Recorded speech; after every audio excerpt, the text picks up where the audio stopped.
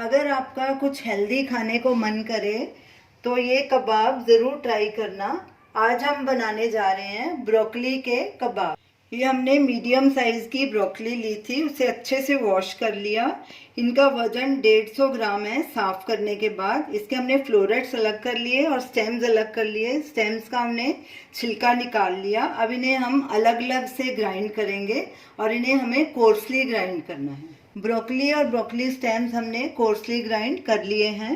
हमने एक पैन लिया है और गैस को लो पे रखा है। इसमें 1 टेबलस्पून ऑयल डालेंगे और साथ में ही 1 टेबलस्पून बटर डालेंगे। बटर को मेल्ट होने देंगे।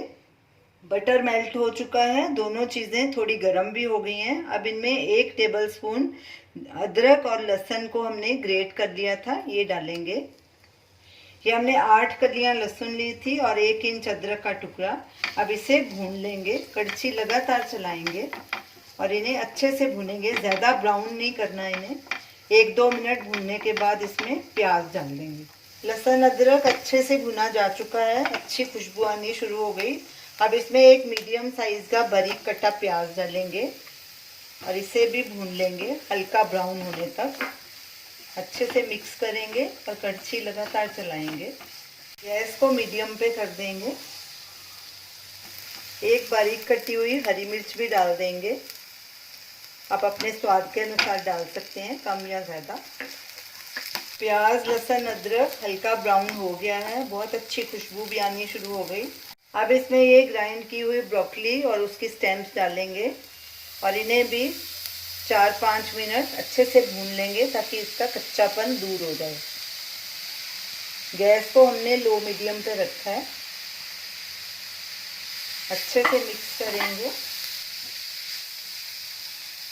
और साथ में ये कुछ मसाले हैं, ये डाल देंगे। गैस को थोड़ी देर सिम पे कर देंगे। नमक स्वाद अनुसार या 1 टीस्पून, लाल मिर्ची पाउडर 1/2 टीस्पून, ये भी आप अपने स्वाद के अनुसार डालिए। गरम मसाला 1/2 टीस्पून, धनिया पाउडर 1 टीस्पून। अच्छे से मिक्स करेंगे सब चीज़ों को। अब इसे 4-5 मिनट अच्छे से भून लेंगे ताकि ब्रोकली का कच्चापन चला जाए। ब्रोकली को हमने 4-5 मिनट अच्छे से भून लिया है, थोड़ी नरम हो गई है। अब इसमें ये 100 ग्राम ग्रेट किया हुआ पनीर डालेंगे। इन्हें भी अच्छे से मिक्स कर देंगे। इन्हें मिक्स करने तक ही पकाना है, ज़्यादा नहीं पनीर को पकाना, बस अच्छे से मिक्स ही करना है। तो गैस बंद कर देंगे। सब चीज़ें अच्छे से मिक्स हो गई हैं। इस स्टेज में आप नमक चेक कर सकते हैं, मैंने कर लिया है, मेरा नमक ठीक है बिल्कुल। अब गैस को करेंगे बंद और इसे एक प्लेट में निकाल लेंगे और थोड़ा ठंडा होने देंगे, फिर इसके कबाब बनाएंगे। हल्का फैला देंगे ऐसे। मिक्सचर ठंडा हो चुका है, अब इसके कबाब बनाएंगे। थोड़ा सा मिक्सचर हाथों में लेंगे, उसे ऐसे टिक्की की शेप देंगे।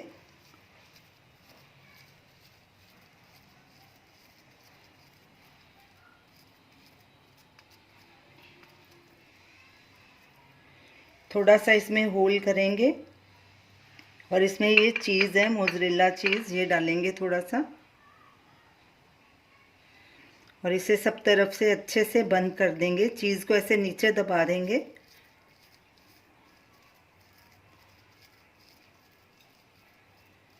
और इसे कबाब की शेप दे देंगे।